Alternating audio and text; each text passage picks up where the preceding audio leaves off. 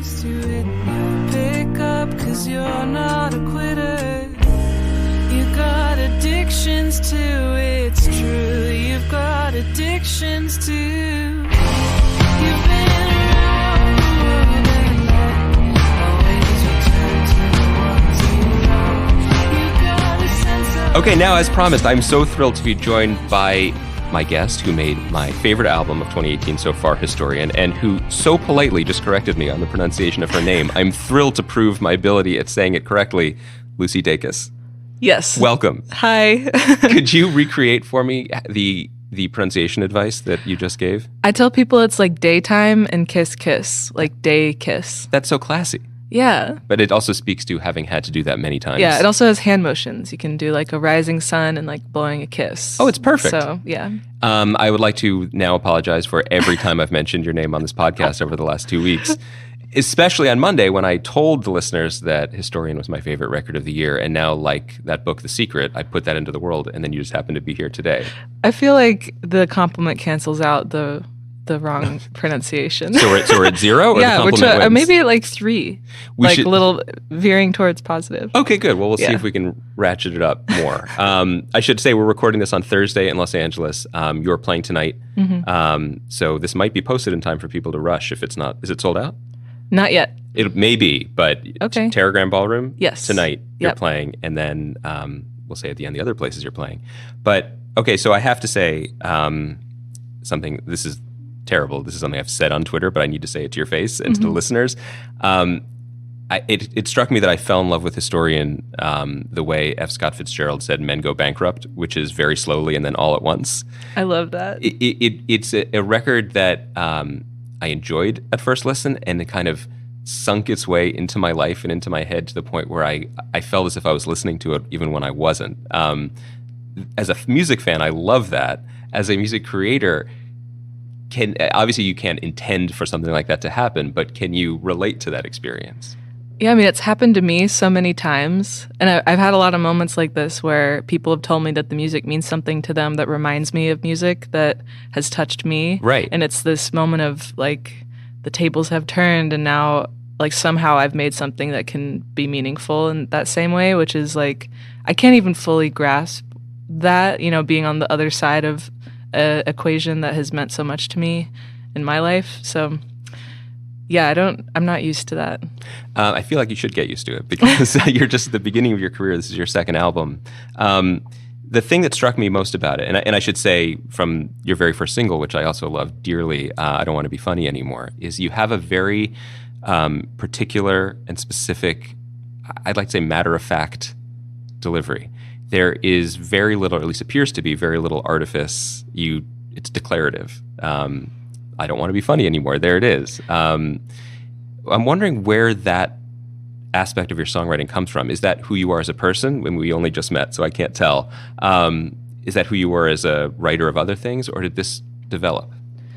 I think it's the person that I want to be. Okay. And so when it comes out in songwriting, like I'm declaring something to myself, Usually when I'm writing a song, it's to put words to things that I don't really know how to say yet. And so it's the moment when I finally know what to say and how to say it. And that's why it comes out, really concisely, because it's taken a long time to get there. To winnow it down, whittle it down. So I value that in other writing as well. I like fruity, flowery language like anyone else, but I really appreciate like really communicative, concise writing too. Well, there's something that reminds me of like Raymond Carver, where there's just, you could have adjectives, but why do you need them? Yeah, you don't need them. Maybe you don't need them. Mm-hmm. Is songwriting for you a process of editing? Do you often take things away from where you originally started out?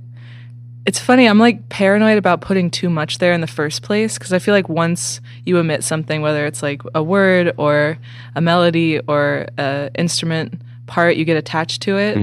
And so I just wait a while before I make anything, because as soon as it's there, I'm going to love it, or at least care about it. And you don't want to kill your darlings, as they say. Yeah. And there's a little bit of backtracking, like in the recording process. We'll put something on, and it's usually me in the room saying, like, don't need that. Even if it's cool, we don't need it. Especially working with Jacob Blizzard, our guitarist, and Colin Pastor, our producer. They're friends of mine from like middle school and high school. Oh, wow. Yeah, and they're both kind of like geniuses. I don't know. That's lucky, because I had many dear friends in middle school and high school, but it's probably good that we don't collaborate on things. Yeah, I have other friends I do not speak to anymore, but they're ones I've kept for sure. And they're very creative, and so they'll come up with something super cool. They both went to, like, Colin went to Berkeley, Jacob went to Oberlin, so they're like trained in cool music, and I'm not trained at all, and so they'll come up with something that's definitely awesome. And I just have to say, that is so awesome, and I'm not even awesome enough for that idea. Like, it doesn't belong there. It's complicating things. I feel like I was just disrespectful to the kid in 8th grade who made a bong out of an apple. Like, that was creative and awesome. You know, like, that was really good at the time, but there really wasn't like advanced studies in that we could then collaborate on later. Yeah. I love the idea of what you're saying, that it's the person you wish you would be, or you could be, because so much of rock and roll that I love a lot is about artifice and becoming a character. Even the people who claim they're not doing it, there's still a lot of putting on an act. But your choice of character, if you allow it, goes in such an opposite direction from what many people expect. This is not a David Bowie chameleonic thing. It's someone who maybe has the exact right thing to say in the exact meter that you wish to say it. Yeah. Do you have role models for that type of performance and that type of projection? Were there cool musicians in that way that they were able to speak? So I'm making it sound bloodless, because it's certainly not. But I really admire the sparseness of the language in your songs. I think I really admire people who are clearly themselves, and I get an idea that maybe they're themselves at all times. Like Marina July is a creative person that in everything she does, there's so much of her, and it's all pointing back to the same truth that she seems compelled to express. And like Agnes Varda is a filmmaker that I really respect. The oldest Academy Award nominee in history, I believe. Really? I think, or Christopher Plummer was. They were old fighting. Okay. Last month. Very gently. She's like a huge inspiration. Mostly her autobiographical film, and same for Fellini, his movie Amarcord. They're both like autobiographical films, and so they're making these creative things that are like pointing back at themselves, like trying to uncover something like deeper within. Like, even though there's acting involved, and like in any form of media, you choose what to make, so there's artifice and like editing at all, but they are artificeless when it comes to, like, they're going in the other direction. Yes. Like, I would like to do things like that, and I think I'm starting to figure out how. Like, this album is really personal, and it's like it is pointed inward. And my friend Julian said something to me once about like, all art is selfish art. Like, the best art, it has to be really selfish for it to mean anything to anyone else. I think that's true, because the one thing that we can all tell as fans and critics is if it's phony. Even if we don't understand, you can tell if the emotions behind it are real, and that's what opens up our minds and makes us empathetic towards each other and towards artists, right? But communicating that is awfully hard. Yeah. And people are more willing to hear you say, like, this is how I am, and then they can choose to relate to it if they want, instead of this is how you are. There's a lot of like condemning art, or like preacherly art, that I think people just don't want to interact with, because nobody wants to be told what they are. Everyone knows what they are to some respect. So if you make art that's about you and other people can relate to it and find words through you, that's a better avenue than, you know, giving a lecture through music. Speaking of giving a lecture, the album title is Historian, which I love because it is so not rock and roll. It goes all the way around and becomes rock and roll again. But it really communicates this powerful idea that runs through the record, that we are all historians of subjective truth, of our own experience. And what does truth even mean if it is so personal? Obviously, there's a lot of it. There's a lot of songs and lyrics dealing with mortality and what we lose when people, I was going to say blink out of our lives, but actually more disintegrate out of our lives. Right. How did you come upon that idea as a I mean, it's such a unified album. So if you had these songs and these emotions, how did you, with this cool calculating gaze that I think that you have, how did you put your arms around it into this concept? Well, the title of the album came later, so all the songs were there, and I kind of noticed what you were noticing later. It's like it's part of who I am so deeply that it came out that way before I could even really look at it from a distance. But it is largely about my personal history, and whenever I read history, I always try to think of like who's writing it, whose history is it, when was it written, what do people know, what do people not know, what's being omitted. And so history isn't real, like it shouldn't be trusted as fact, but it's still worthwhile because you can't ignore the lesson that's waiting in the past. And so I guess for this album, it's like I'm trying to learn lessons from my life so far and really be intentional about finding them, because I think lessons are constantly coming at you, and like you could be synthesizing a bunch of wisdom all the time, but if you don't like take a moment to look for it or put the dots together, you could miss out on a lot. I'm really fascinated also anytime I encounter a work of art made by a young person, a relatively young person, about mortality. Often works of art by younger people are sort of in defiance of death, like we're going to live forever, like a bright lights, big city kind of mentality, where the lesson learned at the end of it is, maybe there are walls here after all. When I'm asking the question, I don't mean specifically who did you lose in your life, but what gave you the point of view and the perspective to tackle such a weighty topic at a relatively younger age?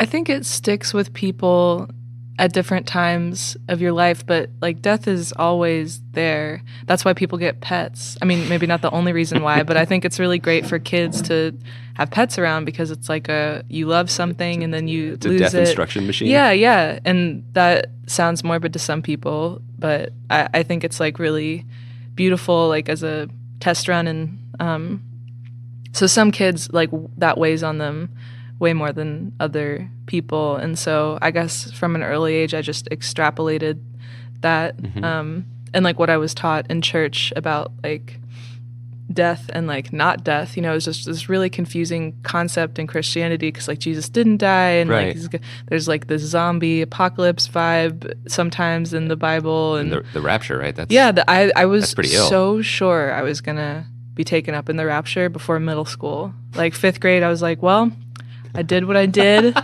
and I'm not gonna make it to the next school. But if you're so you were feeling pretty good, because if you get I was taken, stoked. You nailed it. Yeah, that's what I was stoked. I was like, this is great. I'm gonna like go live with God, and I'm like talking about it kind of like funnily now, but that was like the lesson I was taught. And when you're a kid, you aren't gonna think, if people are telling you that's how it is. So you were told it was gonna happen before high school? Well, no, I wasn't. I just felt that way. Right.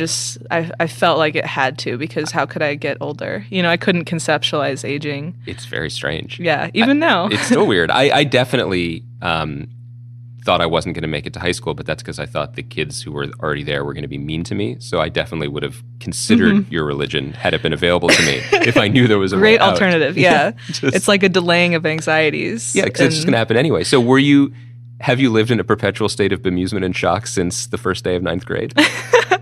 I guess. Yeah, I wake up a little more amused than most, I think.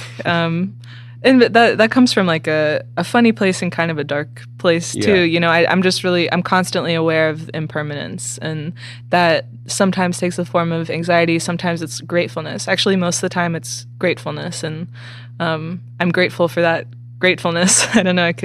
That's kind of a cyclical statement. But snake eating its tail off. Yeah, but it's true. And there's real. The tone you're using to describe it is present in the record as well. We're making it sound like, for people who haven't heard it, there are weighty topics discussed. But I find it quite uplifting and funny at times as well, which I hope is intentional. Yeah. The title track is, the last track on the record, is not upbeat, but there's the line about if one member of a couple were to pass away first, the other person would at least have a lot of stuff to read. Maybe I'm reading it differently, but as someone who has a stack of New Yorkers and books that I've bought next to my bed that, due to family concerns, I may never get to. Yeah. I love that idea. Yeah. Or maybe people feel that way about their Netflix queue. I mean, there's a lot of stuff to do. Yeah, there's so much. And I get freaked out that I will never read all the books that I own, or like all the books that will come out. But then I remember I will interact with a bunch of books and art before I go, and it's helpful to prioritize, like, you know, what you're going to spend your time doing. And actually, that specific line is partially inspired by a Twilight Zone episode. I think it's like Time at Last, like Time Enough at Last is what it's called, and it's about the librarian who hates people, and he makes this wish. I haven't seen it in a while, but he wishes that he could just be alone with his books and never talk to anyone ever again for eternity. And he gets that, but then his glasses break, and he can't read anything. So yeah, the glasses breaking part isn't in the song, but that visual of just like being alone with all these books, like, what does that mean if you're taking in all these fake lives? Like, for me, it doesn't mean much unless I can apply it to my real life. Like, I want to use media to connect to people. You know, it's a solitary activity, but it's supposed to push me closer to other people. Well, that's exactly where I wanted to lead the next question, which is just from speaking to you and listening to the record, it seems like you've spent a lot of time considering the songs, and you work on them with a group of old friends. What is bridging that gap for you like? How much do you enjoy the introspective part of it? You said this was an inward-looking record, to what you're doing now, which is bringing it out into the world, playing these songs in the world, seeing that connection that it's made to other people. I love it. Like, I think you're identifying where the magic is, you know, to create something that is looking backward and then seeing that it's applicable to looking forward. And you know, contained in my body and my band and my van, there's this like present, like we contain it, you know. And so touring is like, we're the only ones that can do it. And so it's you know, no one else can do this job. I have job security, I guess, because no one can be Lucy Dacus. And, they can be Lucy Dacus, which is how I mispronounced Lucy your Dacus, name. Totally. Lucy Dacus up for grabs. Lucy Dorcas, Lucy Dracus. Wow. Yeah. Well, Lucy Dracus, would that be the mashup between you and Drake, and it's just all God's plan? I mean, I'm down if he's down. I'm just saying, there are a lot of possibilities here. I was thinking you should get litigious, but maybe you should just get creative. What's sad is people look at festival lineups. We're playing a bunch of festivals, and people say, Ludacris. Oh, wait. I have people on Twitter just like, Ludacris is playing? And then correction, like, I just was reading too quickly, and now Lucy Dacus is full of disappointment. Have you considered a slowcore cover of Area Codes or something of that nature? Not until today. This is turning into a marketing meeting, but I got pitches. I think this is very possible. It's funny. I also think the world would be a great place if Ludacris fans went to a Lucy Dacus show, and vice versa. I feel like maybe this is what there's fun to be had. This is what they're supposed to be about. Well, I cannot thank you enough for taking the time to talk to me. This record is so sneakily powerful and beautiful and thrilling, really. It was just such a great thing to start the year off with. And I hope all our listeners check it out, and thank you for taking the time to talk to me about it. Thank you. Yeah, this has been really nice.